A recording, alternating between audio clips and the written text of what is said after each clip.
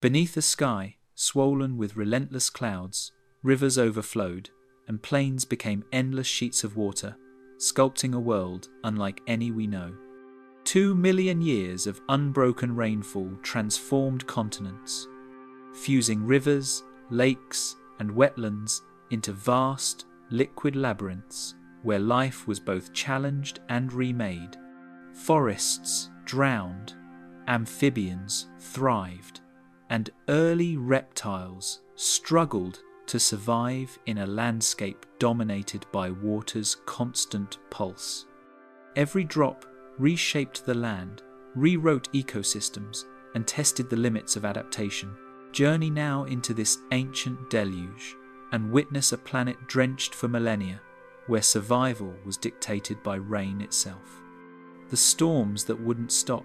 The first drops fell not as a gentle warning, but as a herald of transformation, hammering ancient landscapes with a persistence that defied the cycles of day and night. Across the equatorial supercontinent of Pangaea, the air thickened with humidity, reaching saturation levels approaching 100% in some lowland basins, while massive convective cells towered over forests that had never seen such weight pressing from above. Evidence from paleosols in modern-day northern Italy and the Dolomites shows layers of clay and silicate deposits forming in rapid succession, indicating that rainfall rates frequently exceeded 1 meter per month, a tempo of precipitation that would be catastrophic for even the hardiest Triassic flora and fauna. The atmospheric destabilization was amplified by the sudden influx of greenhouse gases from volcanic outgassing, particularly CO2 and SO2, whose concentrations have been measured in carbonate nodules to have spiked several hundred parts per million above baseline, fundamentally altering the thermodynamics of the lower atmosphere. Beneath these swollen skies, the first storms were born from the interaction between rising warm air currents and the unusually humid planetary boundary layer. Geological cores from Wrangellia basalts in western Canada indicate that episodic eruptions coincided with peaks in rainfall intensity, linking volcanic events directly to the hyperactive hydrological cycle. Convection cells in these early storms often reached 20 kilometers in altitude, with thunderheads so vast that lightning discharges occurred not in sporadic flashes, but as near continuous electrical storms, as inferred from fulgurite deposits preserved in sedimentary sequences. The chemical signatures of these storms, recorded in sulfur isotope ratios, suggest that these were not ordinary storms. They carried acidic components capable of accelerating weathering, providing the first hints that rainfall itself would begin to reshape continents at unprecedented rates. On the ground, forests that had persisted for millions of years faced the immediate consequences. Dendrochronological reconstructions from silicified logs in the Alps reveal stunted growth rings, interrupted by repeated flooding events, while spores and pollen trapped in the clay-rich paleosols show abrupt declines in gymnosperm diversity. Ferns and lycophytes, more tolerant of waterlogged conditions, surged in abundance, creating patchworks of green that thrived in the muddy, light-starved understory.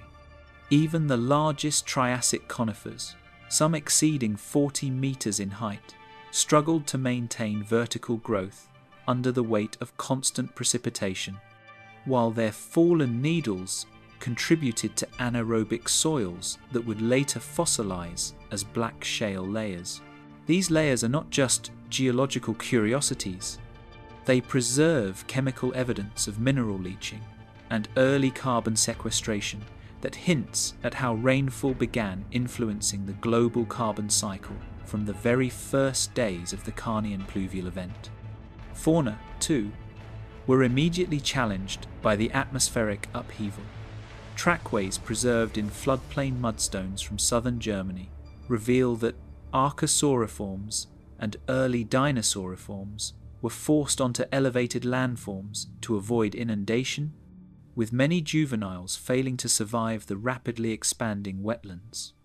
Predators such as erythrosuchids and rauisuchians faced drastically altered hunting grounds, their usual ambush strategies confounded by rivers that could swell hundreds of meters in width within days. Fossilized gut contents suggest opportunistic feeding strategies emerged quickly, including scavenging behaviors in species previously thought to rely solely on active predation. The interplay between atmospheric dynamics and terrestrial survival is clear. A world that had once been stable now demanded rapid behavioral and physiological adaptation, even from apex species. Oceanic currents began responding almost simultaneously to the rainfall. Sediment cores from the Tethys margin indicate rapid influxes of terrigenous material, with silt and clay layers showing distinct seasonal banding that corresponds with volcanic pulses. This influx diluted coastal salinity and stressed marine communities, leading to early signs of localized anoxia in lagoonal environments. Fossils of coelacanths and temnospondyl amphibians in these layers suggest that some species were already beginning to exploit the expanding network of freshwater-dominated coastal systems, highlighting the early ecological opportunities created by the persistent storms. The link between atmospheric destabilization and the rapid transformation of nearshore habitats underscores how intimately the hydrological, terrestrial, and marine systems were entwined from the very beginning of this extreme climate event. Evidence from tree ring isotopes and sedimentary carbonates also reveals subtle but significant shifts in oxygen isotope ratios, demonstrating that even regional temperature gradients were altered by the constant moisture flux. Areas that had previously experienced pronounced dry seasons now remained consistently damp, with microclimates stabilizing around near-saturated humidity. This persistent wetness not only affected vegetation growth patterns, but also the reproductive cycles of amphibians and early reptiles, which were highly dependent on ephemeral water bodies. Fossilized eggs and embryonic remains from temnospondyls show growth interruptions indicative of fluctuating water levels, suggesting that reproductive success was already being mediated by the relentless storms, creating an invisible filter on the populations that would survive the next millions of years. Lightning strikes, mud flows, and acid-laden raindrops combined to create microgeological crises in real time. Sedimentological evidence from braided channels in modern-day Austria indicates that the storm's energy could mobilize tens of cubic kilometers of sediment within decades, reconfiguring floodplains and river networks faster than ecosystems could stabilize. Large-scale depositional features, such as megafans, formed in the basins adjacent to volcanic highlands, while erosional unconformities record abrupt changes in flow direction and channel incision. The combination of high precipitation, unstable substrate, and acidic runoff not only sculpted the landscape, but also accelerated the cycling of nutrients, creating a feedback loop in which the storms themselves maintained their own intensity by continuously modifying surface conditions.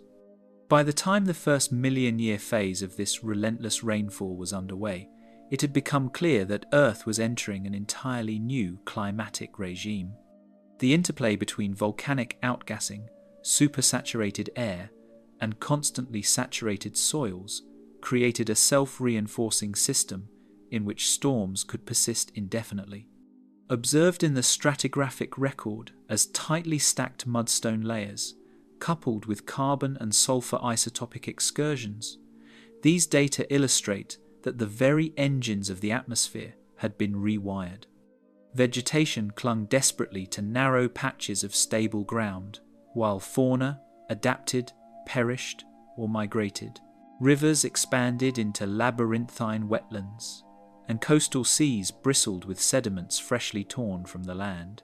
Each element, sky, soil, water, and life, was locked into a hydrological pulse that would not relent.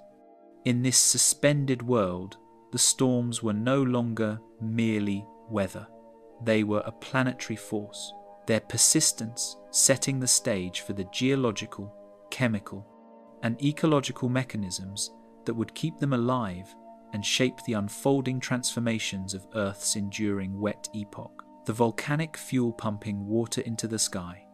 A towering column of molten rock fractures the sky, erupting from fissures in the Rangelia Large Igneous Province and releasing plumes that will forever alter the chemistry of the atmosphere.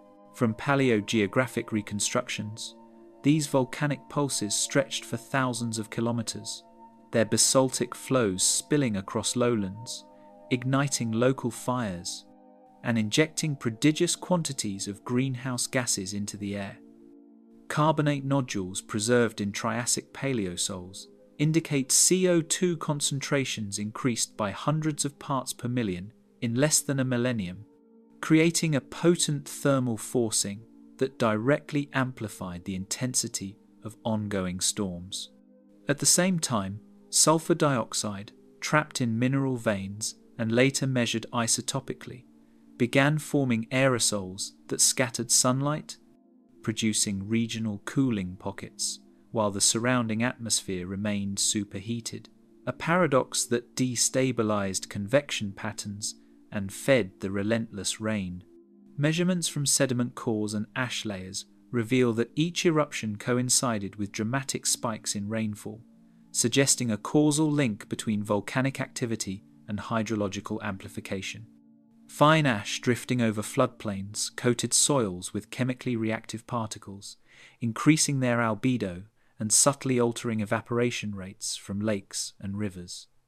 In regions corresponding to modern Western Canada and the eastern United States, repeated lava flows deposited layers several meters thick in a matter of decades, while palynological evidence shows that fern spores and lycophyte pollen surged in response to nutrient influxes, reflecting an ecosystem already adapting to the chemical and hydrological shocks. The eruption-driven pulses of gases and particulate matter ensured that convection cells in the lower atmosphere remained highly energetic, providing the kinetic force that kept storms from ever breaking. Sulfur aerosols played a particularly insidious role, suspending in the stratosphere and scattering incoming solar radiation. These suspended particles not only reflected heat into space, but also interacted with water vapor to create microscopic condensation nuclei, intensifying cloud formation and prolonging precipitation events.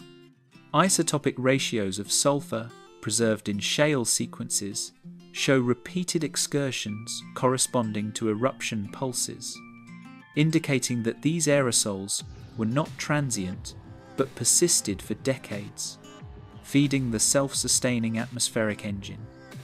In combination with CO2-induced greenhouse heating, the atmosphere became a system in which rising moisture-laden air continuously collided with cooler strata, producing near-constant thunderstorms with thunderheads reaching 20 kilometers high, a scale previously unseen in the Triassic.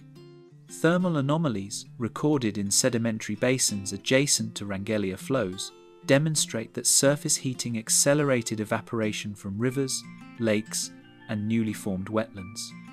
This feedback loop between volcanic heating and moisture supply created a situation in which storms were not merely persistent but self-reinforcing.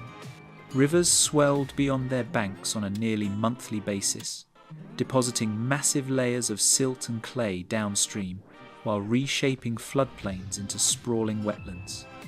Even short-term eruptions could trigger extreme flooding events, with sedimentological evidence showing tens of cubic kilometers of material mobilized in single episodes. The cumulative effect over millennia transformed regional topography, creating labyrinthine channels, megafans, and sediment-laden deltas that served both as conduits for stormwater and as visual records of the enduring rainfall. Plume dynamics, inferred from paleogeography, suggest that gases from individual eruptions rose to altitudes exceeding 20 kilometers, penetrating the lower stratosphere and mixing with tropospheric moisture. This vertical mixing ensured that water vapor, sulfur compounds, and CO2 were distributed over continental scales, priming the atmosphere for near-global storm formation. Lightning frequency increased dramatically in response to this hypercharged convection, with fulgurite evidence from contemporaneous sediment beds showing networks of fused silica that attest to repeated electrical discharges. These storms were not local anomalies. They represented an atmospheric engine of continental magnitude, with volcanic activity as its persistent fuel, keeping the hydrological system locked in motion for millions of years. Radiometric dating of Wrangellia lava flows provides a temporal framework, revealing eruption pulses spaced over hundreds of thousands of years, each coinciding with spikes in rainfall intensity and sediment deposition. Chemical analyses of carbonate nodules indicate corresponding CO2 fluctuations, while sulfur isotope studies confirm repeated aerosol dispersal events. Together, these data reveal a system in which the atmosphere and lithosphere were intimately coupled, with volcanic activity directly orchestrating the hydrological intensity that had become the hallmark of the Carnian pluvial event. This geological choreography demonstrates that the storms witnessed on Pangaea were not isolated meteorological phenomena, but the product of planetary-scale volcanic forcing. The biosphere responded almost immediately. Wetlands expanded into newly deposited basins, creating refugia for amphibians like metaposaurids and temnospondyls, which thrived in constantly saturated habitats.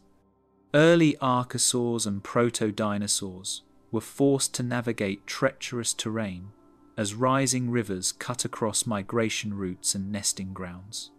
Fossil trackways show altered locomotion patterns, with track spacing indicating slower, cautious movement through mud-laden floodplains. Vegetation adapted to the high rainfall and chemically enriched soils. Ferns, lycophytes, and hydrophilic gymnosperms proliferated, while conifers struggled with waterlogged roots. In essence, life on land and in nearshore waters was shaped by the volcanic pulses, with survival contingent on the ability to endure chemically and physically transformed environments. Even oceanic systems were influenced. Terrigenous sediments carried from volcanic highlands rapidly accumulated in coastal basins, creating localized anoxic zones that stressed marine organisms and altered nutrient cycling. Black shale layers and isotopic anomalies in tethys sediments record these influxes, connecting terrestrial eruptions with marine ecological consequences. Evaporation from volcanic heating contributed to freshwater fluxes into estuaries and inland seas, maintaining low salinity conditions that further influenced coastal biodiversity. This interconnected system, in which volcanism, atmosphere, and hydrosphere interacted continuously, ensured that the storms could remain unstoppable, sustained not just by existing moisture, but by the very forces reshaping Earth from within. The storms were only the visible expression of a planetary engine fueled by fire and gas, with Wrangellia eruptions driving the hydrological pulse through greenhouse warming, aerosol scattering, and atmospheric charging. The interplay between eruptions, evaporation, and convective storms illustrates that precipitation was no longer a passive phenomenon. It was actively orchestrated by volcanic processes. Vegetation clung to nutrient-enriched soils while animals navigated flood-ridden terrain, and rivers and coasts bore witness to the planet's relentless re-engineering. The volcanic fuel had been poured into the sky, supercharging the rain and setting the stage for landscapes to be sculpted into mud-laden floodplains, labyrinthine wetlands, and sediment-choked rivers, a dramatic transformation that will continue as Earth's surface responds to the perpetually saturated world. Hyper-erosion, when continents turned to mud. Rainwater hammered the ancient slopes with unrelenting force, turning stable soil into liquid sediment that surged toward the lowlands. Hillsides that had once supported forests of conifers and seed ferns now collapsed into muddy torrents, carrying with them the remnants of fragile vegetation. Stratigraphic evidence from the Carnian pluvial event shows that these sediments accumulated rapidly, forming layers of mudstone up to several meters thick in only a few thousand years. Geochemical analysis of these deposits reveals elevated clay mineral content, suggesting continuous chemical weathering under high humidity and near constant rainfall. Fossilized root traces indicate that plants struggle to anchor themselves, with only resilient swamp-adapted species managing to survive in the saturated soil. Rivers, once predictable arteries of the landscape, fractured into braided channels, spilling their contents across sprawling floodplains. Avulsion events occurred with remarkable frequency, rerouting entire drainage systems within decades. Sediment transport models based on fossilized channel widths estimate that flows exceeded 10,000 cubic meters per second in some lowland basins, comparable to the largest modern rivers, but sustained for centuries at a time. Isotopic ratios of carbon and oxygen in these deposits show repeated pulses of freshwater input, confirming that rainfall was unbroken over millennia. The constantly shifting river networks left behind labyrinthine wetlands that became new ecological arenas for amphibians, fish, and invertebrates. Sediment fans expanded like living tapestries, capturing the violent history of millennia in layered clays and sands. Megafans tens of kilometers wide, formed as materials from the highlands, were redistributed across flat terrain. Grain size analysis indicates periodic bursts of coarse sediment deposition, likely caused by extreme storm events linked to volcanic forcing. Fossil shells of freshwater bivalves embedded in these fans show rapid colonization of newly deposited sediment, illustrating how life adapted quickly to unstable substrates. Palynological studies reveal spikes in fern spores, confirming that these mud-laden plains were hotspots for pioneer plant species thriving in constantly disturbed soils. Exposed bedrock on mountain flanks revealed fractures widened by the constant barrage of water and chemical dissolution. Joint spacing in Triassic sandstones indicates that freeze-thaw cycles were augmented by waterlogged conditions, promoting rock collapse. Geochemical signatures of silicic acid released into streams support the theory that silicate weathering was dramatically accelerated during this period. Local relief was actively reduced as hills eroded, feeding sediment downstream and reshaping drainage networks. The combination of mechanical and chemical erosion produced sediment layers, later identifiable as markers of extreme climatic stress in the fossil record. Silicate weathering accelerated, leaching minerals into waterways and transforming the chemistry of soils and rivers alike. Concentrations of dissolved calcium, magnesium, and silica in paleosols suggest massive chemical fluxes, contributing to shifts in water, pH, and nutrient availability. These chemical changes would have influenced both terrestrial and aquatic ecosystems, favoring species able to tolerate low oxygen and high mineral conditions. Modern analogues in tropical rainforest catchments show that such weathering can mobilize hundreds of tons of silicate minerals per square kilometre per year, providing a scale for interpreting the Triassic rainfall event. Evidence from carbon isotope excursions in marine sediments suggests that these weathering processes also played a role in modulating atmospheric CO2 levels over millennial timescales.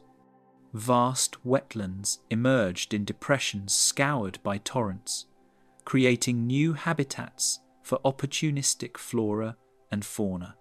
Fossil evidence from central Pangaea indicates that large temnospondyl amphibians thrived in these wet basins, while early reptilian species occupied raised patches of slightly drier ground.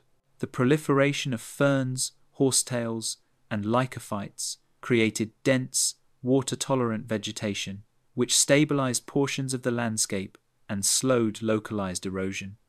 Invertebrate fossils, including giant arthropods and freshwater bivalves, are found in abundance, reflecting the ecological richness that emerged despite or because of the constant hydrological disturbance. Pollen and spore assemblages suggest that some species relied entirely on these wetlands for reproduction, showing a strong link between persistent flooding and biodiversity patterns. Mud-choked channels forced terrestrial animals to reroute their migrations, leaving tracks preserved in soft sediment that would fossilize for eons. Theropod and prosauropod trackways, distorted by waterlogged substrates, indicate repeated attempts to navigate treacherous terrain. Large amphibians, including metoposaurids, appear to have exploited the saturated floodplains for hunting, leaving dense concentrations of footprints that reflect both predation and escape behaviours. Sedimentology studies show that repeated flooding events buried these tracks quickly, creating stratigraphic sequences that offer an unprecedented record of Triassic life responding directly to continuous rainfall. These traces reveal both behavioural flexibility and the physical challenges imposed by an ever-shifting landscape. Fine layers of mudstone and conglomerate record the relentless grinding of continents under a sky that never ceased to pour.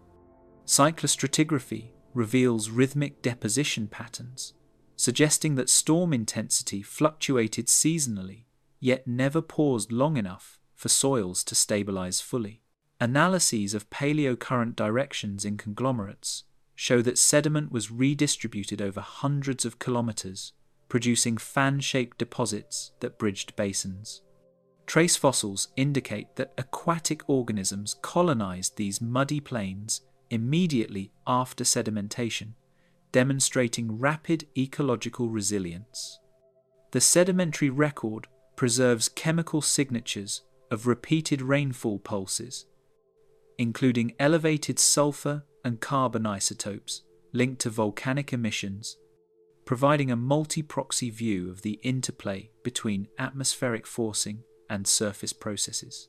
Every downpour amplified the reshaping of the surface, linking atmospheric intensity directly to the planet's geological transformation. Hydrological models suggest that sustained rainfall increased erosion rates by 10-50 times those in modern analogues, producing sediment loads capable of suffocating nearby rivers and lakes. Channel incision, slope collapse, and deltaic expansion all occurred in concert, showing that landscapes were responsive to both climatic and volcanic triggers. Fossil evidence confirms that terrestrial species were continually challenged to adapt, seek refuge, or perish, while plants and aquatic organisms took advantage of newly formed niches. The codependence of rain and erosion demonstrates that the Earth's surface was a dynamic participant in a larger planetary system, continuously moulded by atmospheric and volcanic processes. In this landscape of constant motion, Earth's terrain became both canvas and witness to the endless hydrological forces, setting the stage for life to navigate a perpetually wet world.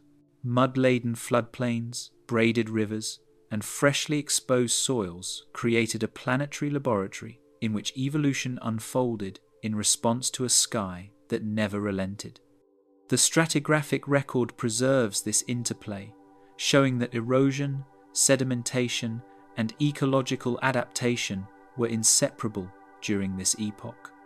As the landscape continued to be sculpted, the stage was prepared for subsequent chemical and ecological transformations, revealing how unbroken rainfall could not only rewrite the surface of the Earth, but also influence the trajectory of life across entire continents. Air you could almost swim through. Above the sprawling floodplains, the sky thickened with moisture until the sun itself struggled to penetrate the vapor-laden canopy. Triassic skies were unlike any modern comparison, with humidity levels approaching near saturation across vast continental interiors. Measurements of paleosol mineralogy indicate that water retention in the atmosphere exceeded modern tropical rainforests by several factors, producing a blanket of heavy, charged air. The combination of persistent cloud decks and warm, saturated air generated convective instability, allowing storm cells to tower for kilometers above the land, their bases blending seamlessly with the mist rising from the flood-ridden plains. Towering convective columns erupted from the surface, their rising cores charged with latent heat and energy drawn from unceasing rainfall. Volcanically enhanced warming had supercharged these processes, allowing small differences in temperature and moisture to rapidly amplify vertical airflow. Modern atmospheric models scaled to Triassic CO2 concentrations suggest these convective systems could reach up to 15 kilometers in height, producing turbulence far exceeding contemporary storm systems. The constant vertical transport of water vapor and heat maintained the supersaturation of air, making each storm a self-reinforcing atmospheric engine.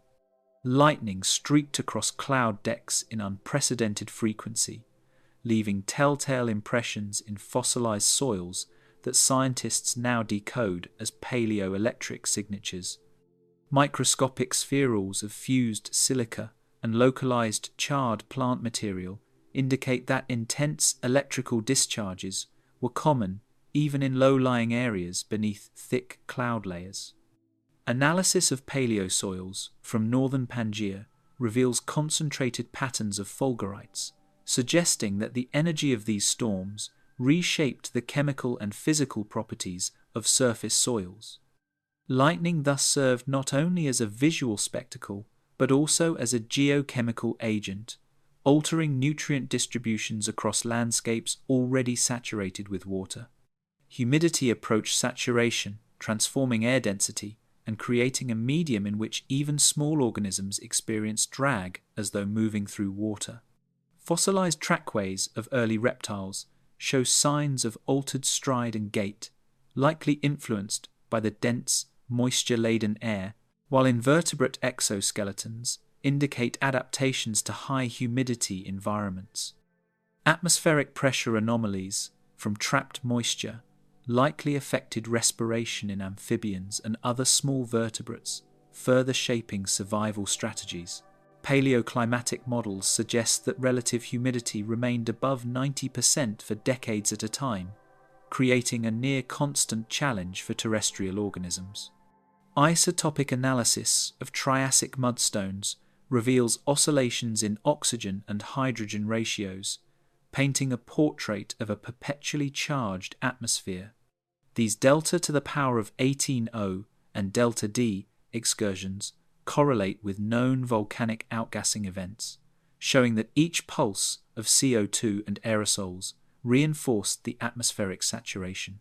Sediment cores indicate that water cycles were tightly coupled with surface and subsurface hydrology, ensuring that precipitation never fully ceased.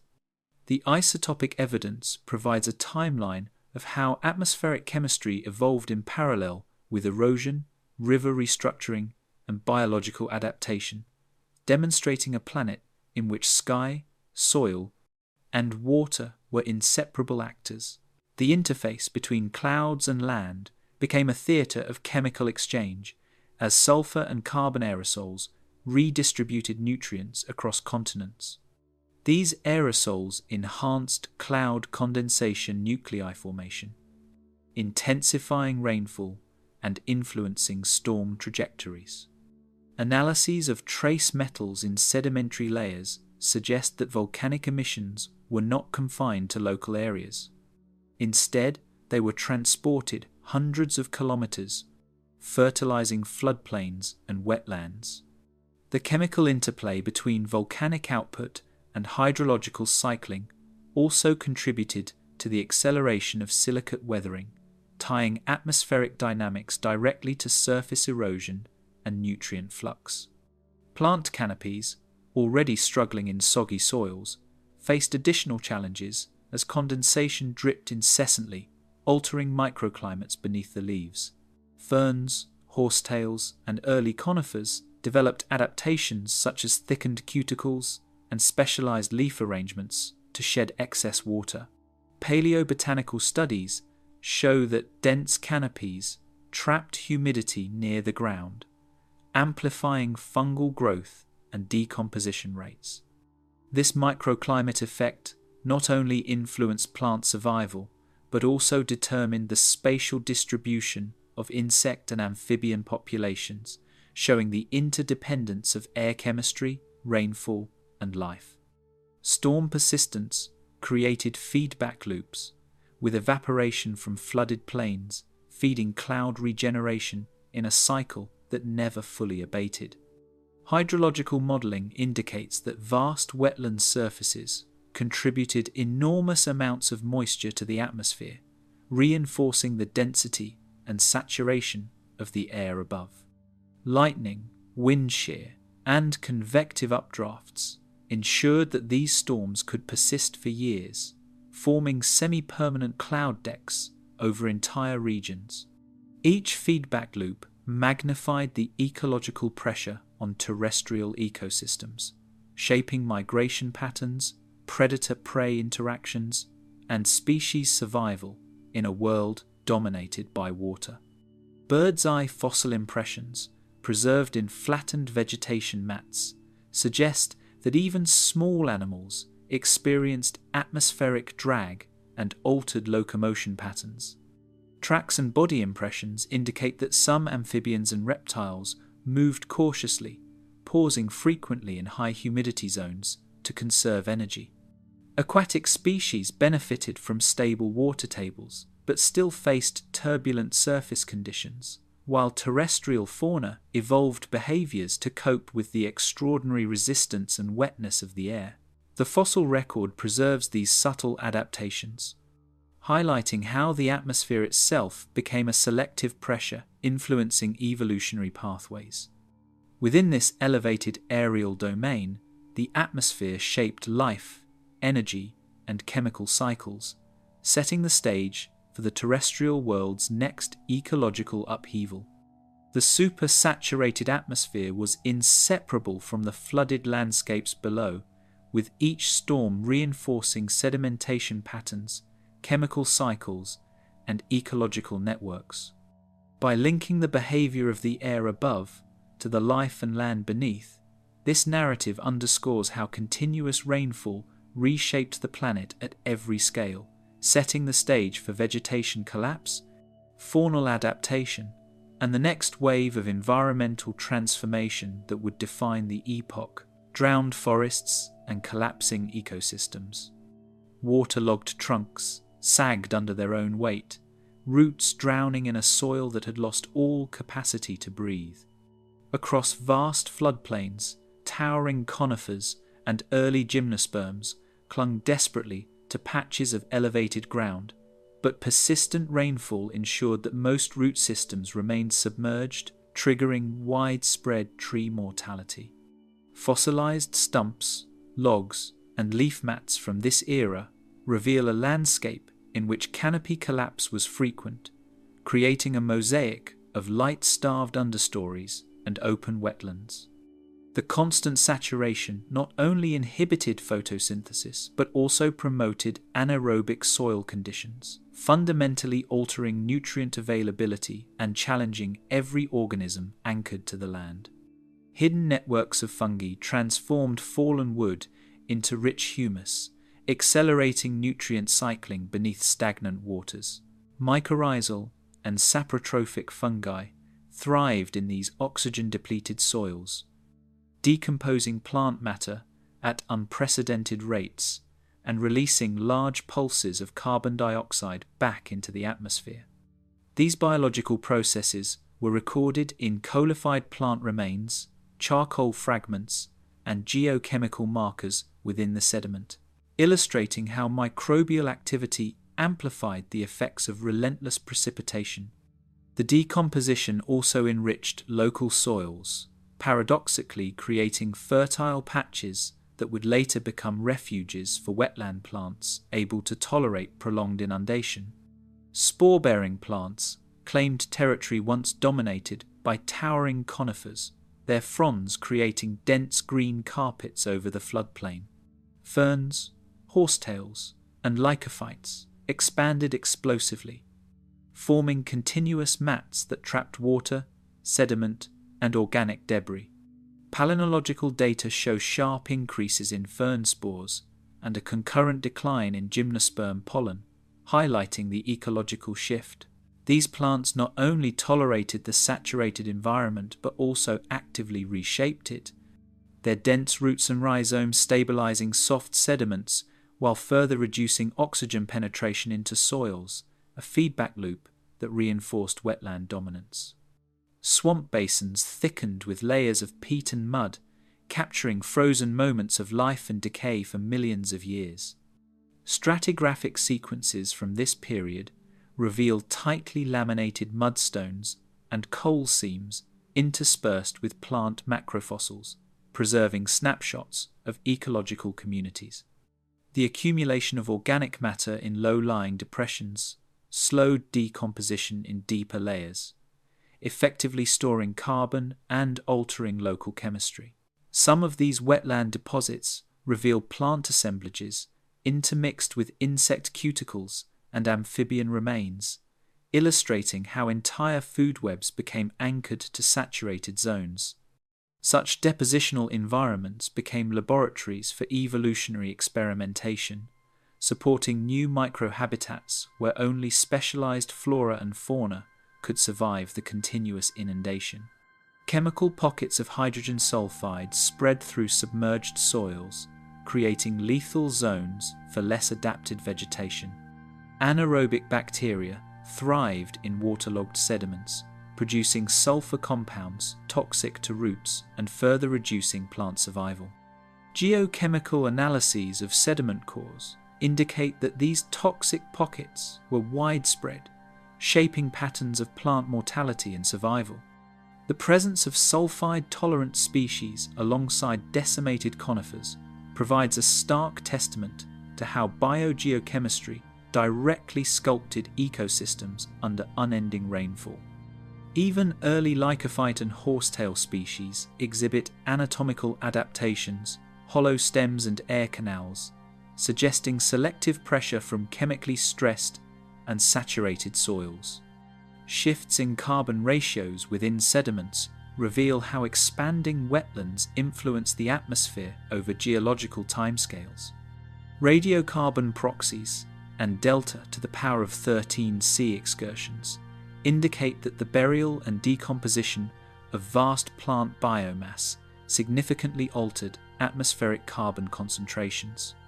This interplay between biological activity and geochemical cycles demonstrates that even localized ecosystem changes had planetary implications, feeding back into global climate dynamics. Continuous rainfall not only reshaped the landscape, but also became a driver of Earth's chemical evolution, linking surface processes with atmospheric composition in profound ways. Flooded understories became labyrinths of water channels and collapsing vegetation, shaping habitats for only the most resilient species. Fallen branches and submerged roots created complex microhabitats for early amphibians, arthropods, and small reptiles. Trace fossils show distinctive movement patterns as organisms navigated sticky mud, ephemeral pools, and shifting plant debris. These environmental pressures drove behavioral and physiological adaptations, with species exploiting the unstable terrain for shelter, hunting, or reproduction. Insects, including giant Triassic beetles and early odonates, thrived among floating mats of vegetation, forming critical links in detritus-based food webs. Amphibians and small reptiles adapted locomotion strategies to navigate constantly saturated terrain, leaving behind distinct trace fossils. Temnospondyle amphibians and early archosauriforms appear in trackways crossing semi-flooded plains, their limb morphology suggesting powerful strokes and broad paddling movements. Fossil evidence shows seasonal aggregation in slightly elevated areas, indicating that these species actively sought micro-refugia to survive both predation and flood hazards. These adaptive strategies reveal how faunal life responded dynamically to the pressures imposed by continuous rainfall. Clusters of emergent plants formed oases amidst the inundated plains, sustaining pockets of diverse microfauna. Small islands of resilient vegetation became critical nodes in the otherwise water-dominated landscape, supporting insect populations, amphibians, and early reptiles. Macro and microfossils from these patches indicate concentrated biodiversity, with specialized species coexisting in highly competitive but stable microenvironments. Sediment chemistry suggests these islands also acted as nutrient traps, providing localized boosts that allowed some species to maintain stable populations despite the omnipresent floods. Predation and foraging strategies are adapted to these wet conditions in remarkable ways. Amphibians evolved ambush tactics from shallow water, small reptiles scavenged decaying plant matter along emergent banks, and insects exploited submerged detritus. Fossilized gut contents and trace fossils indicate that organisms had to exploit both terrestrial and aquatic niches simultaneously, blurring the lines between land and water. These behaviors not only allowed species to survive but also reshaped ecological interactions, creating novel food webs uniquely tied to the perpetually wet environment. Beneath the endless sheets of rainfall, ecosystems were rewritten as only the most flexible forms of life endured. The collapse of forests, the proliferation of wetlands, and the rearrangement of food webs created a world where survival depended on adaptability, mobility, and tolerance of chemical and physical extremes. In this landscape, the line between life and death was defined by water, and each organism became both witness and participant in a planetary-scale experiment. As these drowned ecosystems matured, they laid the groundwork for new evolutionary trajectories, foreshadowing how animals would recalibrate hunting, foraging, and reproduction in the face of unrelenting environmental stress. A story that continues in the lives of creatures forced to navigate this permanently wet world, hunting, feeding, and surviving in a flooded world. The mud beneath every step shifted unpredictably, forcing predators and prey alike to rethink the basic mechanics of movement. Footfalls sank deeper than expected, and soft substrates transformed ordinary locomotion into a calculated effort, where every stride could mean survival or sudden entrapment. Trackways, preserved in the fossil record, reveal a world where dinosaurs, archosaurs, and giant amphibians navigated terrain that was part land, part water, and wholly unstable. Limb proportions show subtle adaptations: stronger forelimbs for traction, broader feet for weight distribution, and sometimes elongated toes to prevent sinking, all evolving under the relentless pressure of 2 million years of rainfall. The hydrological pulse had reshaped not only landscapes, but the very anatomy of creatures that walked upon them. Puddles and shallow channels dictated the routes of migration, often channeling entire populations into tight corridors of survival and conflict. Seasonal rises in riverbeds could cut off traditional pathways, forcing large herbivores to detour through dangerous waters where predators waited in ambush. Even small creatures had to navigate treacherous wetlands, where vegetation, density, and water depth combined to form natural traps. Fossilized ripple marks and sediment imprints confirm that these temporary channels were high traffic zones, worn not only by the movement of countless animals, but also by the erosion of fine mud under persistent wet conditions.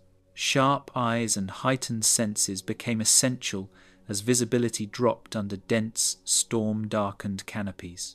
Shadows flickered in the constant drizzle, while fog rising from saturated soils blurred distances, masking predators and prey alike. Sensory adaptations appear in the fossil record: forward-facing eyes for depth perception, enhanced olfactory regions for detecting food or danger, and auditory adaptations for interpreting sounds through water-laden forests. These traits allowed species to anticipate encounters, track prey, and avoid predation in conditions that would overwhelm less specialized animals. Amphibians like Metoposaurids exploited water-filled depressions, ambushing prey in sudden, calculated bursts.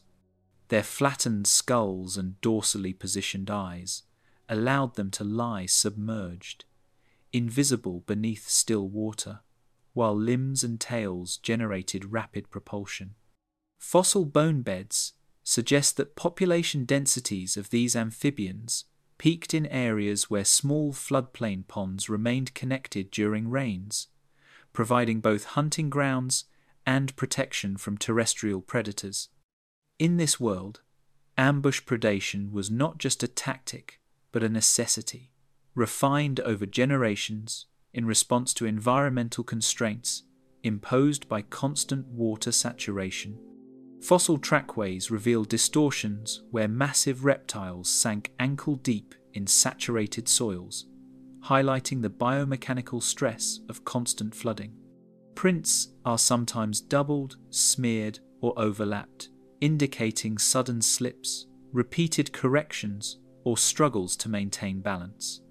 These distortions offer insight into gait, stride length, and weight distribution, revealing how body design intersected with environmental challenges.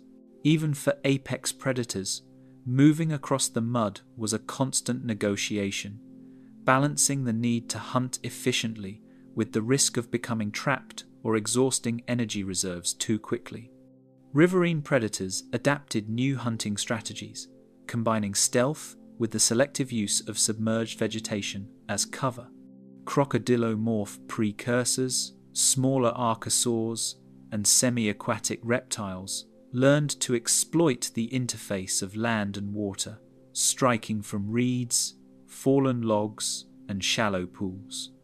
Fossilized stomach contents, bite marks on bones, and sedimentary evidence show repeated patterns of ambush near channels where prey congregated.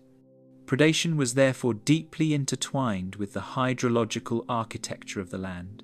Where water flowed or pooled, life and death followed predictable yet perilous paths. Juvenile survival rates fluctuated dramatically, as smaller creatures were both easier to trap and more vulnerable to disease in stagnant pools. The ephemeral nature of floodplain refugia meant that hatchlings often faced periods of isolation, overcrowding, or inundation, with mortality spikes reflected in growth rings and population structure of fossil assemblages. Conversely, some species evolved strategies to synchronize hatching with receding water levels or to exploit niches in elevated hummocks, revealing a sophisticated interplay between life history and environmental timing. Detritus-based feeding networks intensified, with scavengers, small reptiles, and insects converting the abundant, decaying matter into essential nutrients. Fallen leaves, drowned ferns, and dead animal matter accumulated in pockets of standing water, creating nutrient-rich microhabitats. Fossilized coprolites and gut contents demonstrate that many organisms became specialized for exploiting this detritus, forming the backbone of emergent food webs that relied less on live prey and more on the omnipresent decay of the drowned landscape. These networks supported both generalist and specialist species, driving unexpected evolutionary trajectories under the constraints of 2 million years of precipitation. Temporary high-ground refugia became critical arenas for reproduction, feeding, and social interaction, shaping population distributions. Small rises, old river levees, or patches of resistant rock provided islands of stability in a world otherwise dominated by standing water. Fossil evidence shows clusters of nests, burrows, and trackways on these elevated areas, indicating that even the most mobile species had to contend with constrained space for vital life functions. Competition for these refugia likely influenced territorial behaviors, mating systems, and social hierarchies, adding yet another layer of complexity to survival in this saturated world. Throughout this continuous wet realm, thriving meant negotiating a seamless mix of land and water, where speed and strength alone were insufficient. Every aspect of anatomy, behavior, and life history was sculpted by the hydrological regime, and each adaptation became a narrative of endurance, ingenuity, and evolutionary opportunity. From ambush predators lying in flooded depressions to herbivores negotiating treacherous mud, the dance of life in a perpetually inundated world demonstrates that environmental extremity can be both a crucible and a laboratory for survival. And as rivers braided, ponds expanded, and landscapes shifted beneath unceasing rainfall, the stage was fully set for species increasingly bound to aquatic or semi-aquatic life, foreshadowing the next wave of evolutionary specialization. The rise of amphibian megapredators. Emerging from the flooded banks, a metopusaurid's flattened skull cut through the water with silent precision, barely disturbing the surface of the sprawling wetland. Its dorsally positioned eyes scanned the shallow pools for movement, while wide, powerful jaws waited to snap shut on unwary prey. Fossils show these amphibians could reach lengths of over 6 meters, their elongated bodies perfectly streamlined for a world that had become a liquid labyrinth. The relentless rainfall had fused rivers, lakes, and marshes into interconnected networks, creating hunting grounds that terrestrial predators could scarcely navigate. In this environment, success demanded a mastery of water, a precision born of evolution sculpted by eons of uninterrupted inundation.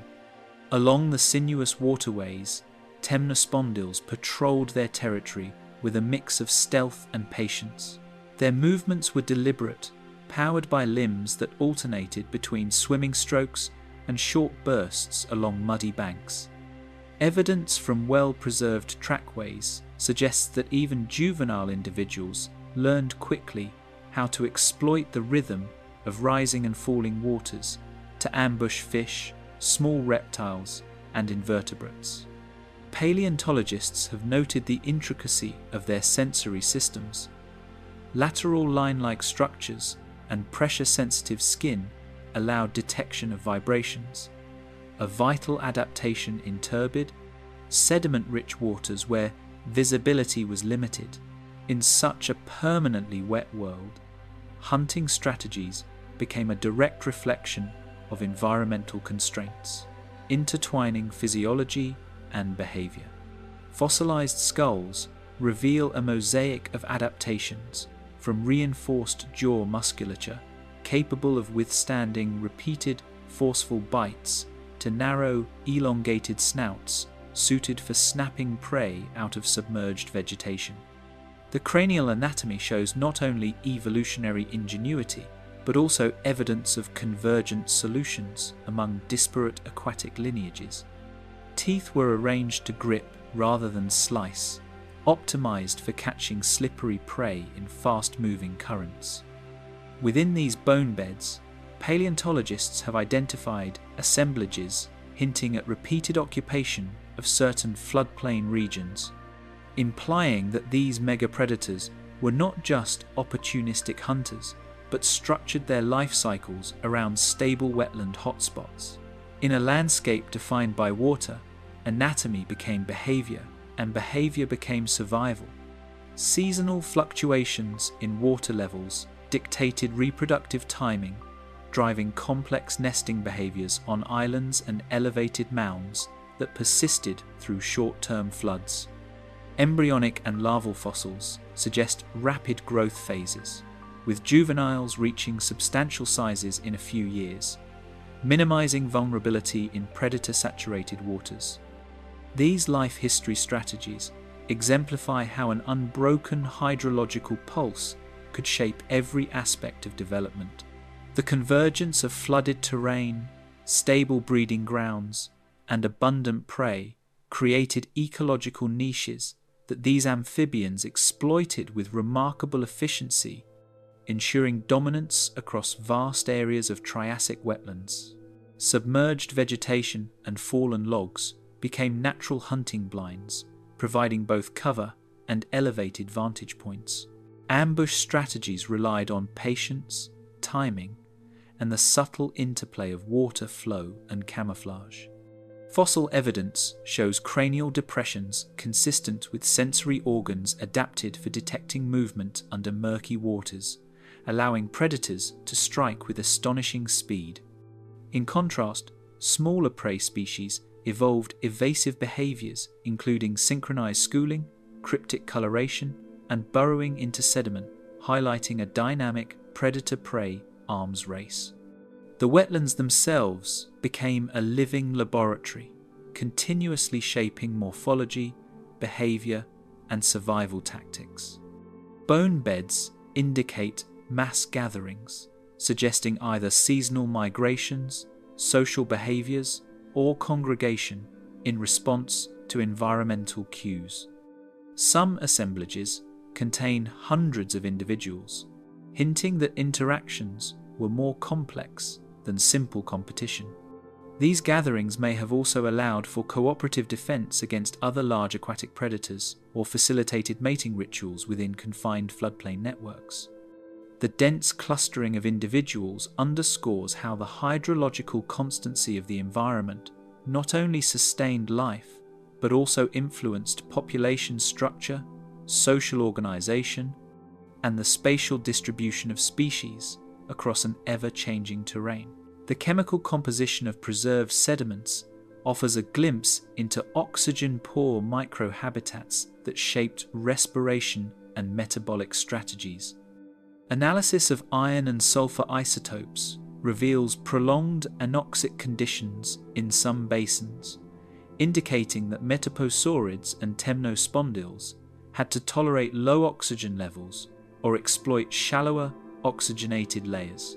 Gill-like adaptations and cutaneous respiration in some taxa allowed them to thrive where less specialized vertebrates would have perished. Water chemistry, therefore, was not merely a backdrop, it acted as a sculptor, influencing physiology, ecology, and evolutionary trajectories in tandem with predation and competition. Predatory success was inseparable from water depth and clarity, demonstrating the fine-scale coupling between physiology and hydrology. Fossilized stomach contents, trackways, and even preserved bite marks illustrate that hunting techniques varied with microhabitat, ranging from shallow, sediment-choked pools to deep, flowing channels. Amphibian megapredators adapted continuously to shifting conditions, exploiting opportunities presented by turbidity, water flow, and prey distribution. Their dominance exemplifies how extreme, constant environmental pressure can accelerate specialization, favoring traits that merge physical prowess with environmental awareness. Competition among megapredators sculpted community structure with size, speed, and stealth, determining survival outcomes. Ecological partitioning allowed multiple large predators to coexist by targeting different prey, utilizing distinct microhabitats, or hunting at varied times within the hydrocycle. This balance between competition and coexistence mirrors the broader dynamics of Triassic ecosystems, where constant water coverage simultaneously constrained and liberated evolutionary possibilities. The wetlands became an arena for evolutionary ingenuity, rewarding adaptation, experimentation, and opportunistic behaviors in ways impossible on drier, unstable terrains. Amid the endless aquatic expanse, life was reshaped, producing species exquisitely adapted to a planet soaked for eons. Every skull, limb, and behavioral adaptation narrates a story of resilience and innovation in the face of relentless hydrological pressure. As metoposaurids and temnospondyls patrolled their flooded dominions, the stage was set for the eventual emergence of terrestrial reptiles that would struggle to navigate the increasingly watery landscape, forcing further evolutionary divergence. Water, once an environmental backdrop, had become the defining force of life itself, dictating which forms would thrive, which would adapt, and which would vanish into the sediment-laden depths of history. Early dinosaurs and archosaurs struggling through the wet. Through waterlogged plains, proto-dinosaurs tested each step, their feet sinking into mud that clung like glue, challenging every stride and demanding adaptations that minimized energy loss. Their lightweight skeletal frames, including hollowed limb bones and elongated metatarsals, offered some relief, allowing for more agile navigation of these saturated terrains. Fossil trackways, preserved in compacted clay and silts, reveal patterns of careful, calculated movement rather than unrestrained locomotion, highlighting how these early archosaurs were forced to rethink speed, balance, and energy expenditure. The constant moisture dictated not just movement, but also the spatial distribution of populations, encouraging clustering around raised, relatively stable landforms. Every undulating ridge and pool created a landscape of constant uncertainty, demanding careful navigation and influencing social behavior. Evidence from fossilized nesting mounds shows that early dinosaurs and their relatives sought higher ground to protect eggs from inundation, often clustering multiple nests on the same small islands of safety. Sedimentology studies indicate that rainfall frequency and intensity forced repeated nest abandonment, driving evolutionary pressures for flexible reproductive timing and accelerated development of hatchlings.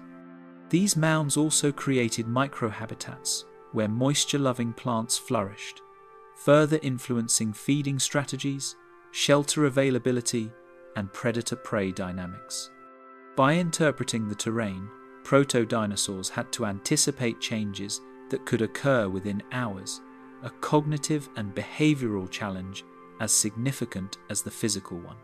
Trackways preserved in clay tell of twisting, hesitant movements, showing herds negotiating shifting terrain with an intelligence born of necessity.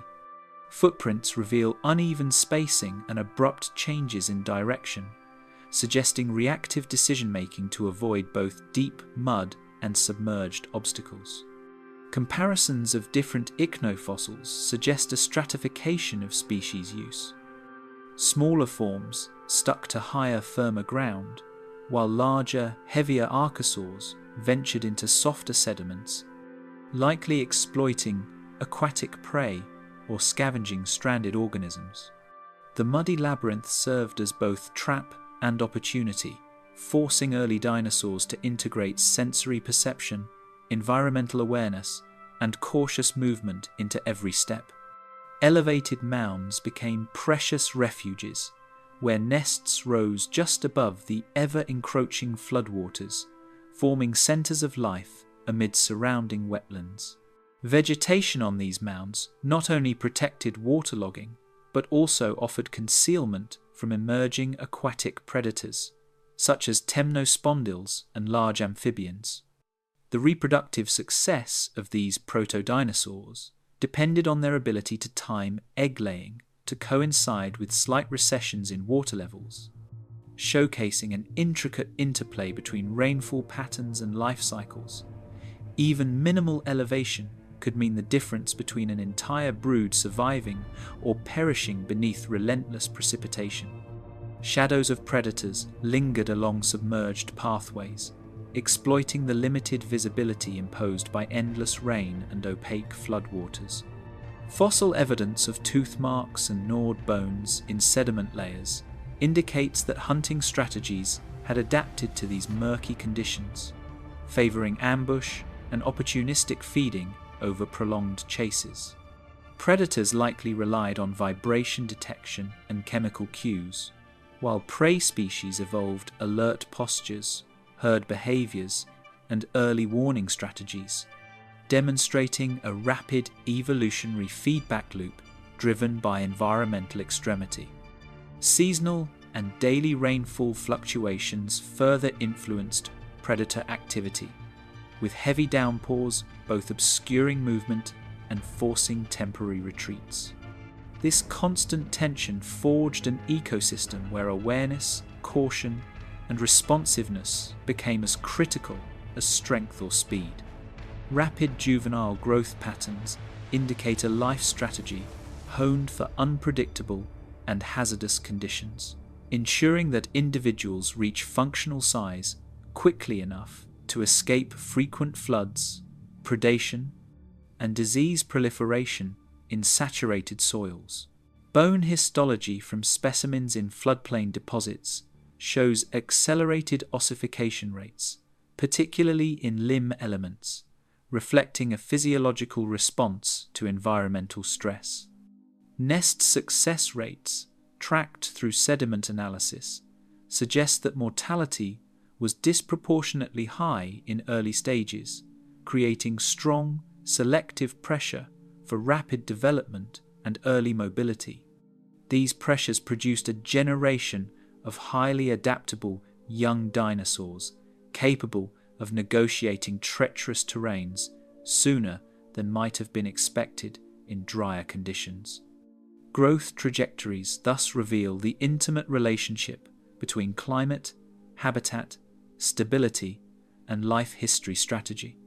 Reconfigured waterways fragmented habitats, forcing both herbivorous and carnivorous reptiles into new migratory patterns and resource utilization strategies. Sedimentological mapping shows repeated avulsions, channel shifts, and pond formation that disrupted established territories, forcing species to explore unfamiliar terrain. Paleoecological reconstructions suggest that flood-adapted plants flourished in newly formed shallow basins, creating temporary feeding grounds for herbivores. Carnivores, in turn, adapted by tracking these ephemeral concentrations of prey, often following the shifting margins of wetlands over kilometers of soggy land. Movement through this dynamic landscape required constant assessment, further highlighting the selective pressures imposed by the hydrological regime on terrestrial vertebrates. Sudden surges of rainwater reshaped the land, washing away nests and scattering vulnerable populations, leaving behind fossilized traces of disrupted ecosystems. Sediment layers show rapid deposition events consistent with flash flooding, which caused abrupt mortality in both adult and juvenile populations. The repeated loss of nesting sites created a mosaic of evolutionary pressures, promoting mobility, site fidelity when possible, and opportunistic colonization of new areas. These episodic events also concentrated nutrients and carcasses in low-lying pools, providing transient feeding opportunities that were quickly exploited by scavengers and predators alike. Limbs adapted for boggy movement reveal how early archosaurs balanced speed, power, and stability while traversing soft substrates. Morphological studies of fossilized limb elements indicate specialized joint articulation, broad foot surfaces, and muscle attachment patterns that countered the sinking risk of saturated soils.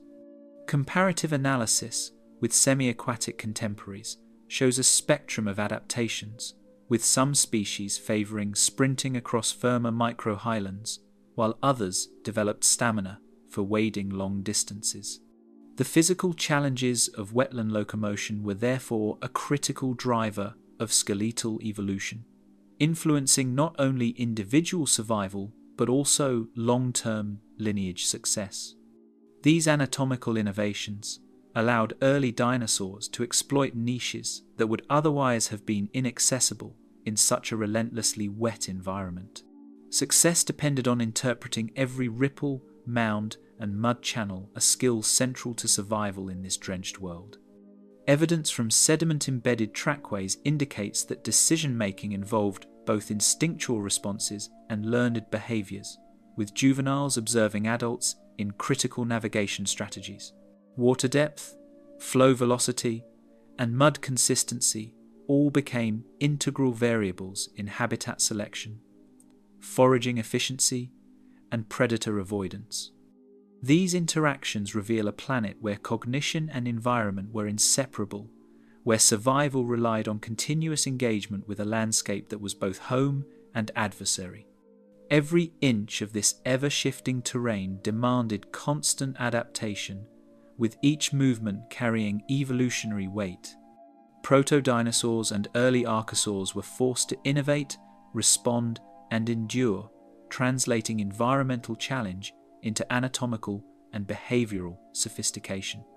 The endless rainfall, omnipresent mud, and ephemeral refuges together created a crucible in which survival required a complete integration of body, mind, and instinct.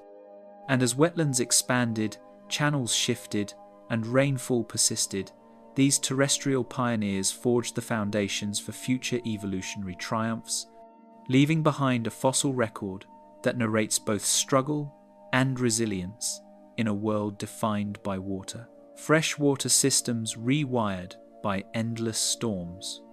The braided rivers twisted into sprawling labyrinths, their boundaries merging and separating with every pulse of rainfall.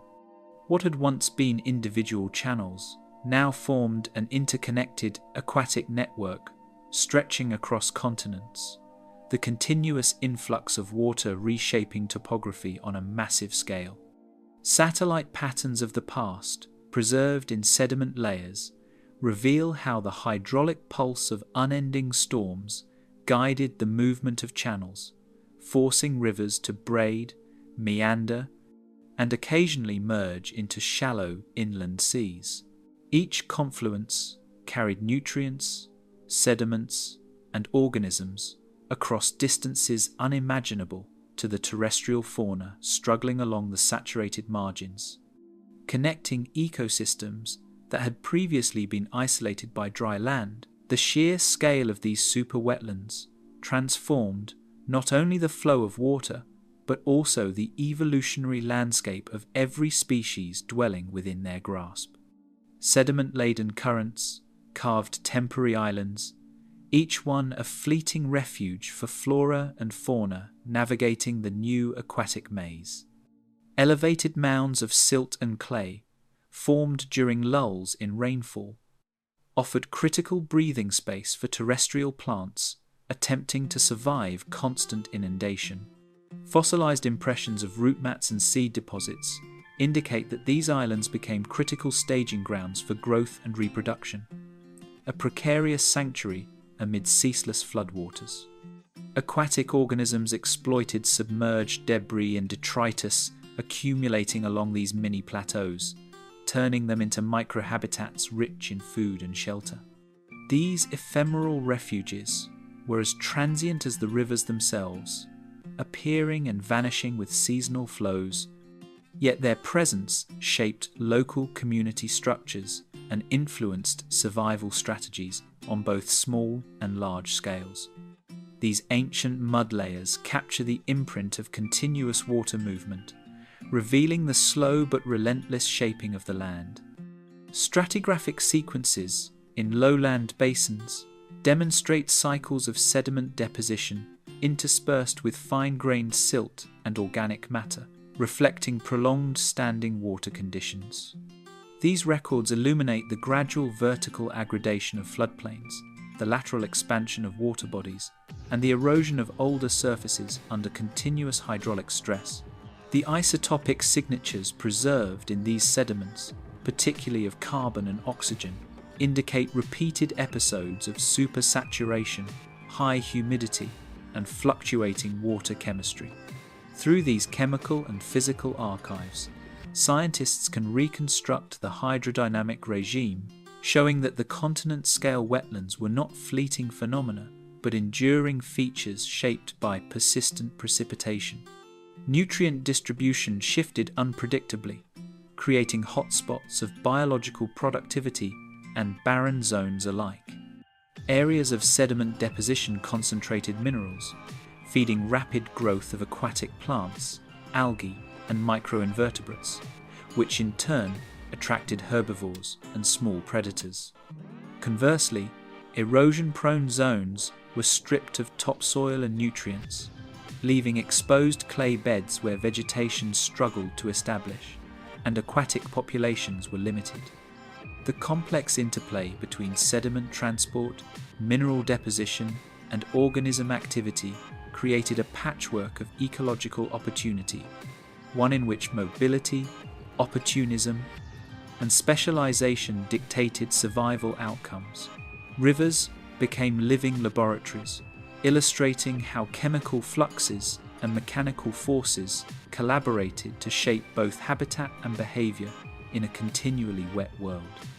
Inland seas expanded into shallow networks, connecting previously isolated wetlands and permitting long-distance dispersal of aquatic species.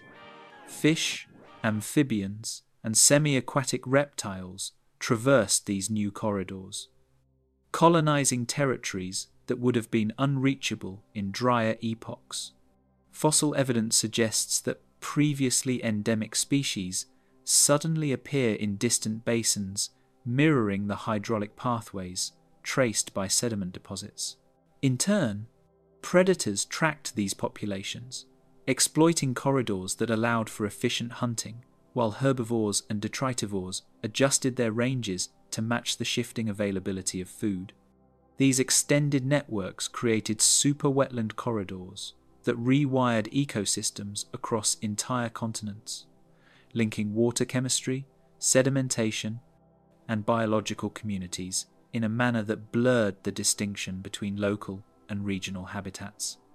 Oxygen levels in stagnant channels fluctuated dramatically, forcing adaptations in respiration and metabolism among resident fauna.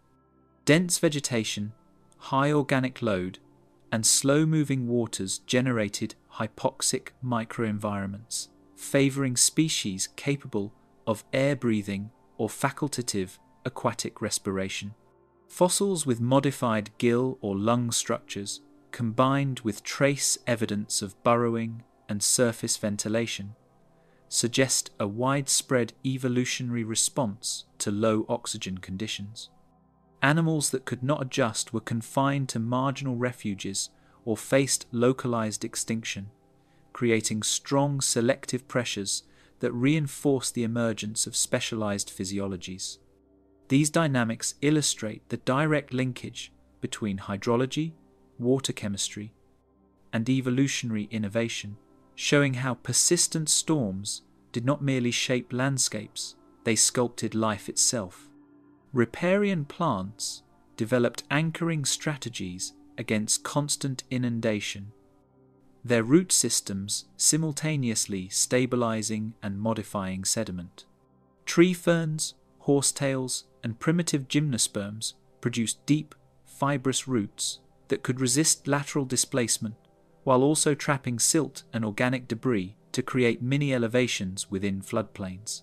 The interaction between vegetation and water flow created feedback loops. Stabilized sediment allowed larger plants to establish, which in turn altered current paths, slowed erosion, and fostered nutrient accumulation. Fossilized root traces and sedimentary bedding plains reveal the co-evolution of plant communities and hydrological dynamics, highlighting the intricate choreography between biology and environment during the formation of these super wetlands. Seasonal pulses of water created cycles of inundation and temporary exposure, driving migration and breeding behaviors across taxa. Amphibians, fish, and semi-aquatic reptiles timed their reproduction to coincide with rising waters, exploiting flooded zones for egg deposition while minimizing predation risk. Migratory patterns of herbivores and small carnivores reflected temporary corridors moving between nutrient-rich floodplains and more stable upland refuges. These rhythms, encoded in both behavior and physiology, illustrate how organisms integrated environmental signals over annual cycles, converting the constraints of continuous rainfall into reproductive opportunity.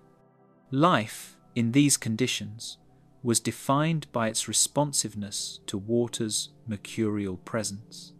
Geochemical markers preserved in sediments reveal how floodwaters concentrated minerals, subtly altering soil chemistry over wide regions. Layers rich in iron, phosphorus, and trace elements show accumulation in standing water zones, fueling plant growth and influencing microbial activity. These chemical concentrations, in turn, affected the nutritional value of plants and prey, creating cascading effects throughout trophic networks. Fossilized microfauna within these deposits indicate population booms and busts corresponding to these chemically enriched patches, demonstrating that hydrology dictated ecosystem productivity as decisively as topography or climate. Through this intertwining maze of rivers and channels, evolutionary pressures were shaped as much by shifting waters as by predation. Physical forces, erosion, deposition, water velocity, are intertwined with chemical and biological processes, ensuring that survival, reproduction, and dispersal are inseparable from the watery landscape. The relentless hydraulic engine molded anatomy, behavior, and life cycles, producing species tuned as much to water chemistry and flow dynamics as to competition or predation. Every organism became part of a network defined by both living and non-living forces, a testament to the power of persistent rainfall to orchestrate continental-scale ecological and evolutionary outcomes. Finally, as this planetary-scale web of freshwater merged, species adapted, perished, and radiated across unprecedented hydrological corridors. The sprawling super wetlands were no longer merely landscapes, they were active participants in life's history, shaping ecosystems, evolutionary pressures, and ecological possibilities. The chemical, physical, and biological threads of this system intertwined to create a world where water dictated existence at every level, preparing the stage for the eventual inundation of coastlines and the next dramatic reshaping of Earth's surface and its life. Oceans suffocating under sediment and freshwater. Turbid rivers poured into the shallow seas, carrying mud, silt, and organic detritus in an unstoppable cascade, turning once clear waters into opaque corridors of sediment. Coastal shelves, long accustomed to periodic flooding, were overwhelmed as continuous rainfall funneled an unprecedented volume of terrestrial material into the oceans, thickening the water column and smothering habitats once teeming with life. Currents carried clay particles hundreds of kilometers offshore, forming muddy deltas that buried benthic organisms and altered the physical structure of the seabed, effectively rewriting the rules of survival for all marine life. Evidence from laminated shales and sandstone layers captures this relentless deposition, each stratum recording episodes of turbidity and oxygen deprivation in precise geological time. Salt and fresh water collided, forming stratified layers that trapped oxygen near the surface while suffocating the depths, creating pockets where even hardy invertebrates could no longer respire.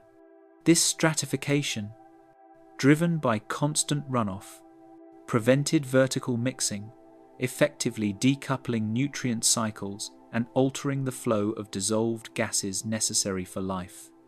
As rivers continued to discharge high loads of sediment, the upper waters became oxygen-rich, yet laden with fine particles, while deeper layers stagnated, darkened, and fermented under anaerobic conditions. Geochemical analyses of black shales from this interval reveal sulfur isotope excursions consistent with prolonged anoxia, confirming that these coastal waters had shifted from vibrant habitats to environmental dead zones. Fossil assemblages reveal sudden disappearances of bivalves, brachiopods, and other sensitive taxa, leaving only resilient survivors capable of tolerating hypoxic and turbid conditions. In some paleontological sites, mass mortality layers show dense accumulations of dead mollusks and crinoids, abruptly halting normal ecological succession. Opportunistic species, such as small gastropods and hardy polychaetes, persisted in patches where oxygen was sporadically available, their survival testament to evolutionary flexibility in the face of continuous stress. Each assemblage offers a stark contrast to the pre-flood communities, illustrating that environmental extremity could reset entire ecosystems within decades, geologically speaking. Sediment plumes, visible even in paleogeographic reconstructions, spread across continental shelves, smothering benthic habitats and reshaping the topography of shallow seas. Channels that had once funneled clear water now carried a slurry of fine particles, burying coral-like structures and stromatolitic mats that had persisted for millennia. These sediment layers, sometimes meters thick, blanketed soft sediments, creating a fresh surface for colonization while simultaneously erasing prior ecological memory. Fossilized burrows become abruptly truncated in these deposits, showing that bioturbation ceased almost entirely during peak sedimentation, leaving the ocean floor a layered record of repeated drowning events. Microbial mats thrived in oxygen-depleted zones, dominating seafloor surfaces where larger life had vanished, converting detritus into biomass in a stark, low-diversity landscape. Cyanobacteria, sulfur bacteria, and other extremophiles exploited chemical gradients, forming layered structures that trapped nutrients and further intensified hypoxia. In some locales, mats reached tens of centimeters in thickness, preserving microfossils that reveal both rapid growth and the absence of competing animals. These microbial assemblages effectively became the architects of a new ecosystem, illustrating how life can seize opportunity even under the harshest environmental constraints. Chemical signatures in limestone and shale record the rapid deposition of phosphorus, iron, and organic carbon, marking ecological stress across broad scales. Elevated phosphorus concentrations fueled localized microbial productivity, while excess iron catalyzed further anoxic reactions in sediments. Carbon isotope excursions document increased burial of organic matter, a consequence of both terrestrial runoff and the death of previously abundant marine organisms. Collectively, these chemical markers provide a direct line of evidence linking continental hydrology with marine ecosystem collapse, showing that the fate of life in the oceans was inseparable from the persistent storms on land. Turbulent estuaries became crucibles for opportunistic species, forcing evolutionary experimentation under extreme conditions.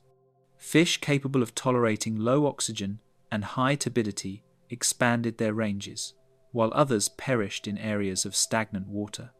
Crustaceans that could burrow or cling to stable substrates persisted, illustrating that behavioral innovation was as important as anatomical adaptation. These refuges, scattered and ephemeral, became centers of survival and eventual recolonization, demonstrating that even during profound ecological upheaval, life found microhabitats to endure and evolve. Waves of hypoxia expanded seaward, with every current and eddy exacerbating the suffocating impact of runoff, creating gradients of mortality that shaped population structures. The interaction between freshwater input, sediment load, and oceanic currents created dynamic zones of partial survival, where only mobile or tolerant organisms could persist.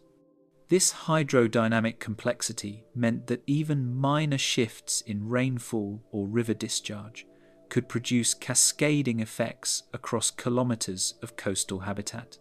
Geophysical models suggest that these processes operated continuously over hundreds of thousands of years, reinforcing the persistent dominance of water-driven ecological pressures. Bioturbation almost ceased, leaving sedimentary layers pristine and directly readable as a record of environmental collapse.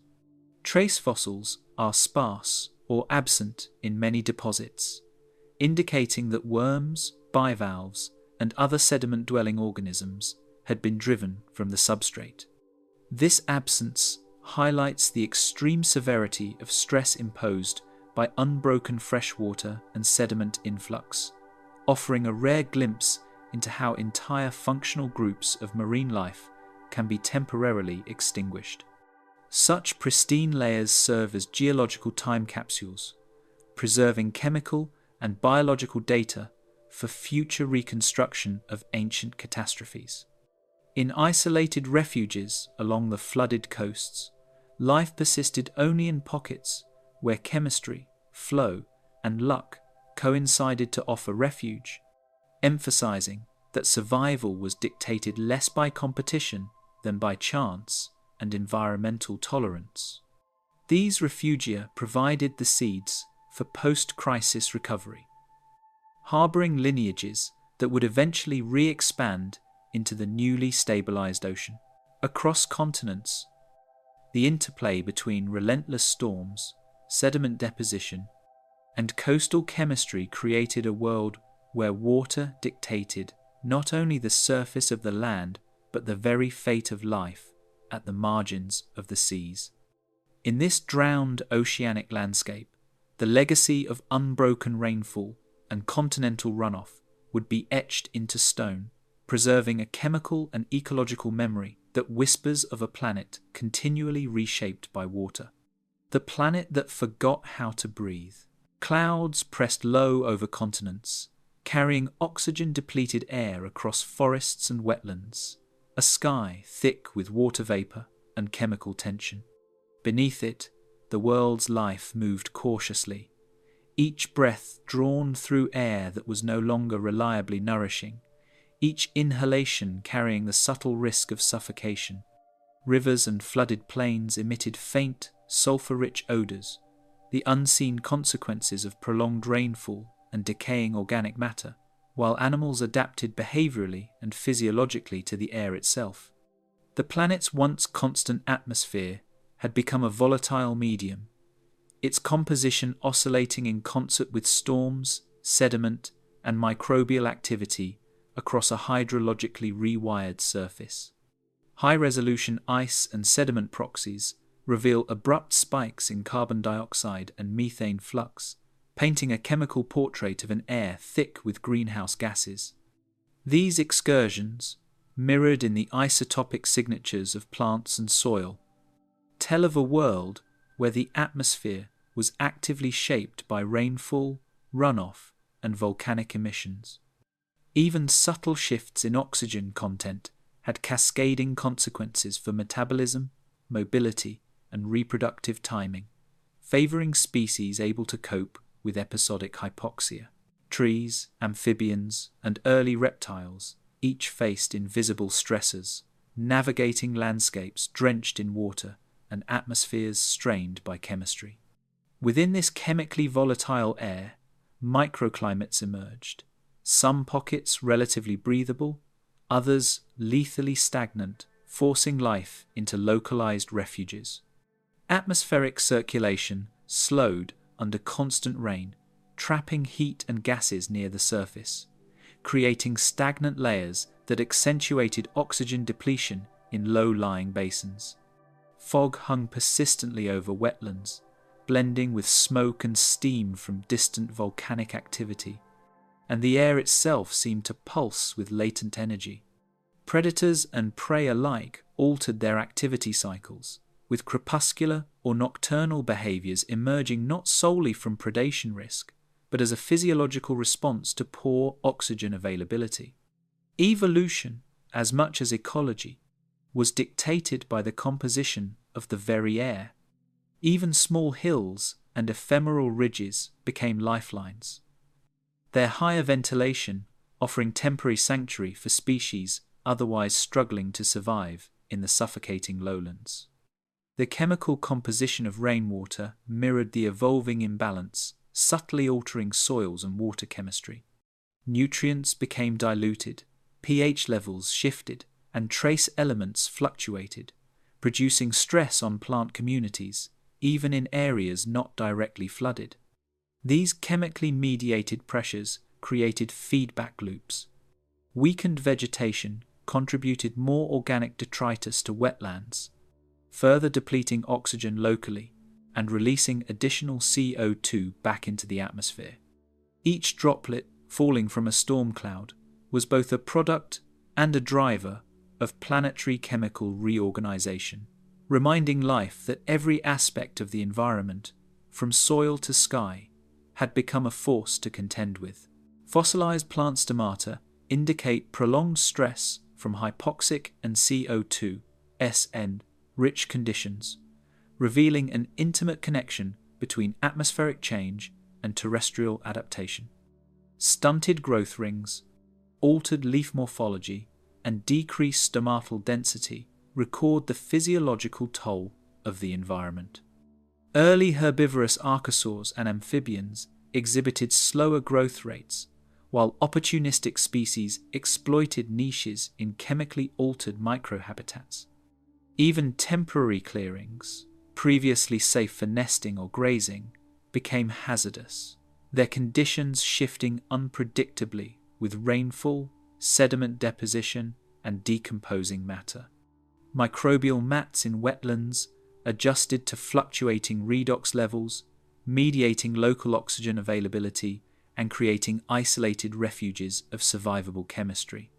Their activity influenced nitrogen and sulfur cycles, stabilizing microenvironments just enough to sustain larvae, amphibians, and small reptiles.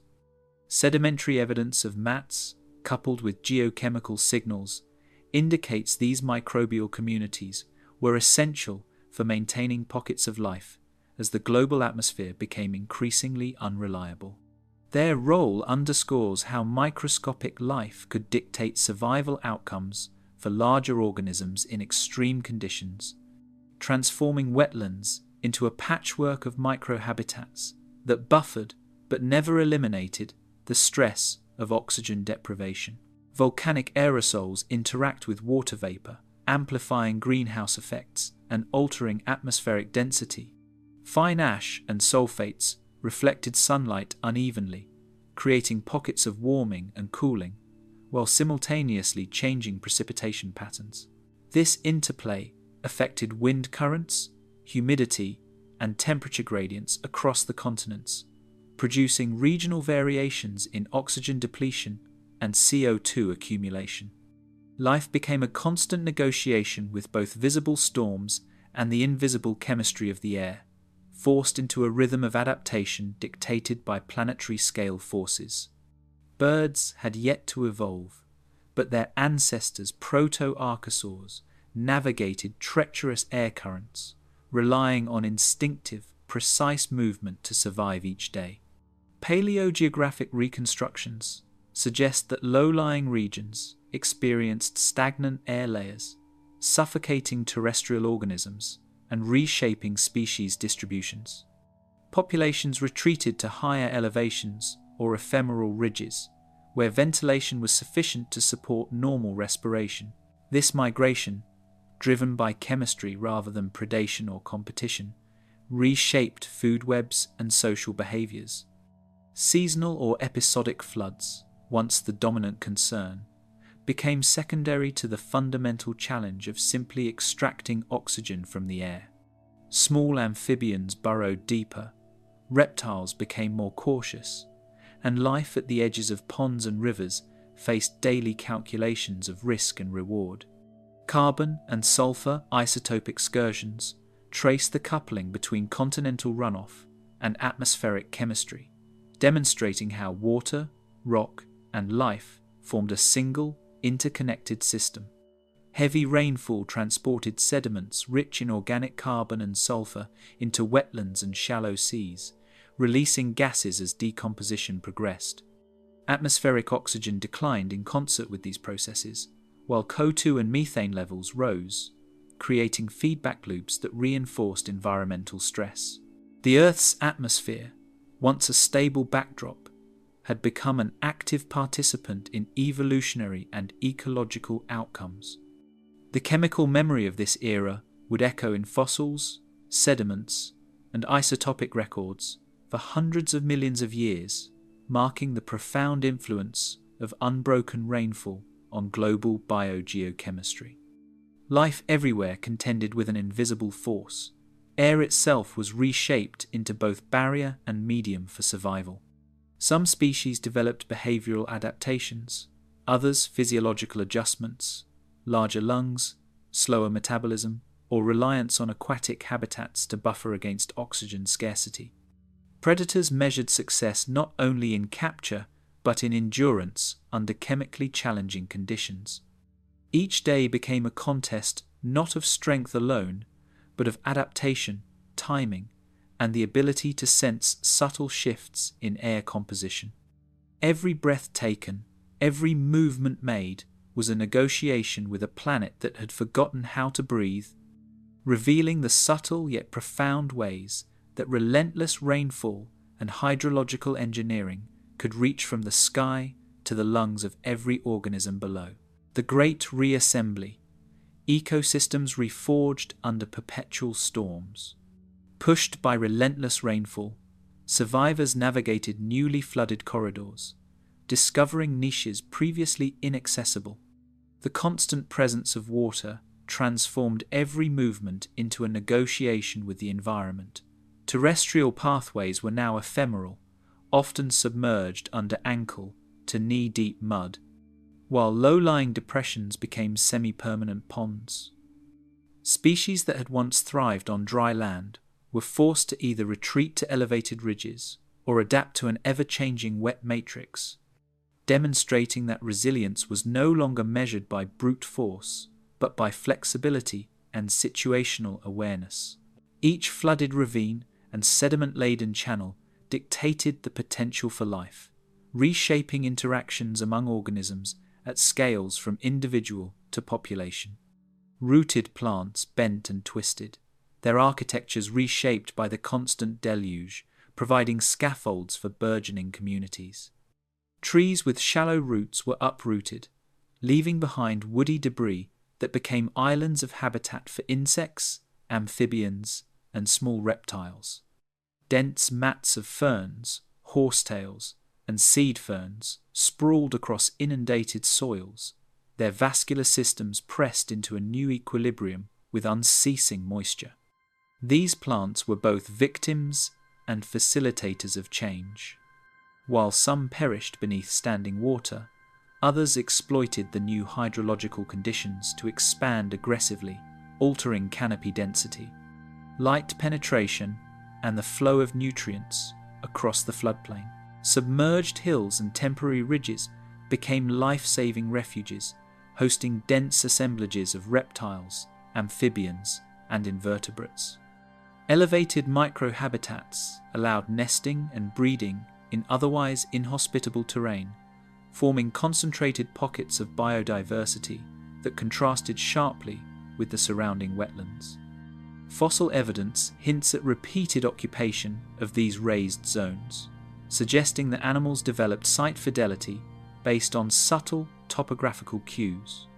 In these refuges, herbivores grazed selectively on surviving vegetation, while predators lurked in the edges of water, exploiting prey forced to navigate narrow, precarious paths. The interplay of water, land, and life created an ever-shifting tapestry of ecological opportunity and constraint. Predator-prey dynamics shifted, with ambush strategies exploiting water currents, sediment flows, and vegetation patterns.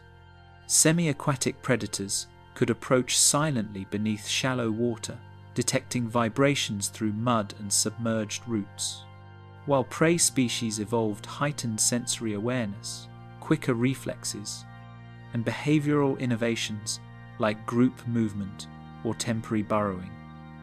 Early archosaurs and proto-dinosaurs struggled to negotiate this new environment, often forced to alter hunting tactics entirely, foraging in flooded areas only at dawn or dusk, when light conditions reduced exposure to aquatic ambush predators. Over millennia, these pressures carved clear ecological boundaries between aquatic, semi-aquatic, and terrestrial forms, forging evolutionary divergence that would shape entire lineages. Trackways etched in mud reveal that species experimented with group movement, foraging patterns, and synchronized migrations under hydrological constraints. Herding behavior became advantageous where water currents could separate individuals, and cooperative vigilance allowed prey to exploit flooded corridors with slightly reduced risk. Similarly, predators that coordinated movements through shallow streams or used natural vegetation to funnel prey had higher survival success. These behavioral patterns, now fossilized in both physical tracks and sedimentary context, demonstrate that the rainfall-induced wetland matrix was not a passive backdrop, but an active agent of selection, shaping life at both the individual and community levels.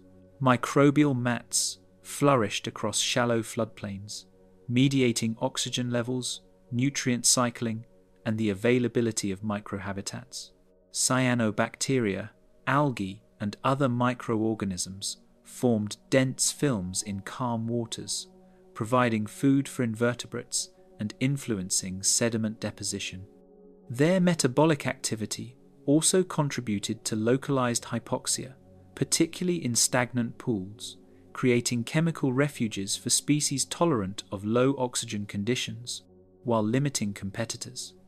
The microbial foundation of these flooded landscapes shows that survival and ecological complexity depended not only on large vertebrates, but on the unseen networks of microorganisms that subtly sculpted the physical and chemical characteristics of habitats. Water chemistry, enriched with decomposing organic matter, dictated where populations thrived or dwindled, creating a mosaic of success and failure. Nutrient-laden runoff and organic decomposition created patchy areas of productivity and scarcity. Some species capitalized on these zones, growing faster, reproducing earlier, and forming dense local populations, while others perished or migrated.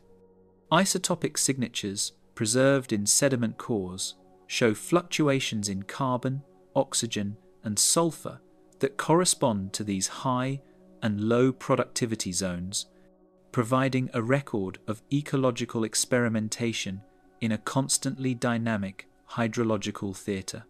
Behavioral innovation emerged as a necessity.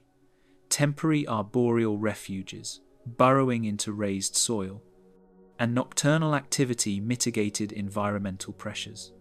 Reproductive strategies are adapted to water permanence and unpredictability, with species producing eggs capable of surviving short inundations or migrating to small, isolated patches for nesting. Predatory species adjusted hunting schedules, learned to exploit waterborne pathways, and modified postures or locomotion to navigate unstable mud and submerged roots. Even seemingly minor innovations like perching on fallen logs or temporary island hopping had outsized effects on survival probabilities, emphasizing the fine balance between innovation and extinction. Sedimentary layering preserves snapshots of dynamic food webs, showing predators, herbivores, and detritivores interacting in unprecedented ways. Layers of mud, silt, and sand, punctuated by root traces and trackways, capture moments of ecological interaction frozen in time. Large amphibians, small reptiles, insects, and plants created a lattice of dependency and competition, illustrating the intimate connections between species responding to the same hydrological stressors. Each stratum tells a story of predation, foraging, or avoidance, revealing how new ecological architectures emerged from constant rainfall and unrelenting environmental pressure. Evolution, ever experimental, sculpted species into new forms, behaviors, and ecologies uniquely adapted to a planet perpetually ruled by rain. Over thousands of generations, physiological changes, enhanced lung capacity, altered limb proportions, flattened bodies for swimming, or extended sensory systems reflected the interplay of survival and environmental constraint. Entire clades radiated into new niches created by the flood-dominated landscape, producing ecosystems that would have been impossible under previous, drier conditions. Water was both sculptor and canvas, and the life that endured bore its imprint in form, function, and behavior, a testimony to resilience under relentless hydrological pressure. For 2 million years, the skies never relented, and life was forced to bend, adapt, or vanish beneath the endless pulse of rain. This deluge was more than weather, it was a sculptor of ecosystems, a test of endurance, and a crucible of evolution, reshaping the very essence of life on Earth. In the silent layers of mud and sediment, the memory of a planet drowned, yet alive, is preserved, whispering of struggle, resilience, and transformation. As the rain finally eased, the world it forged remained forever, changed an echo of nature's relentless power. If you felt this journey, consider liking, subscribing, or sharing your reflections below.